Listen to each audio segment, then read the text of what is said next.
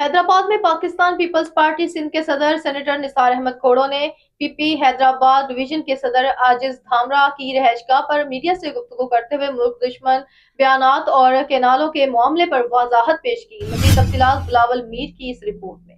गुजरा सूबों की बात करें, वफाक के हवाले किसी सूबे का दारुल हुकूमत देने की बात कर रहे हैं, तो फिर इसका जवाब तो फिर शहबाज शरीफ को देना चाहिए, जो अभी तक कौम के सामने आया नहीं है। नहीं तो इतनी ढील वफाकी वज़रा को अगर वज़ीर आज़म दे रहा है, तो फिर तो कसूर में वज़ीर आज़म का मानूंगा। मैं उसका इंतजार कर रहा हूं कि सफाई आती है कि नहीं। और मैं इन लोगों से भी कहता हूं कि बाबा सबने मत्था मारी कर ली, 8 फरवरी भी खैर खैरियत से गुजर गई, और जब ये सब कुछ गुजर रहा है तो एक दूसरे की रकाबत में जो तुम किस्त लगा रहे हो, उसका आपका खुद का एक्सपोजर होगा। उन्होंने 8 फरवरी का ऐलान कर दिया, इन्होंने फलां सूबे की बातें कर दी।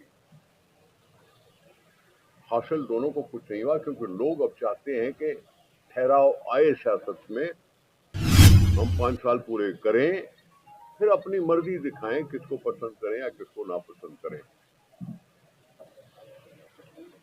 पाकिस्तान पीपुल्स पार्टी इसी आइन के और इसी जमहूरियत के दायरे में रहकर सियासत की दाई है।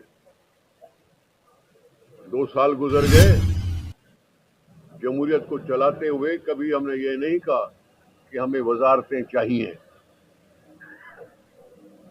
अपने लाइमलाइट में आने के लिए ये कहा जा सकता था, लेकिन हमने ऐसी कोई ख्वाहिश का इजहार नहीं किया, क्योंकि हमें वजारतों का तो था ही नहीं। वाडा ने ये कह के अवाम को गाली दी है,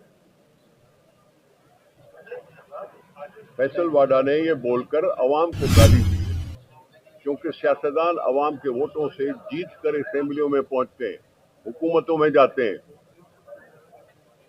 तो ये इनडायरेक्टली अवाम को गाली दी है, और उसका हशर अवाम खुद ही बनाएंगे। थैंक यू जी, थैंक यू।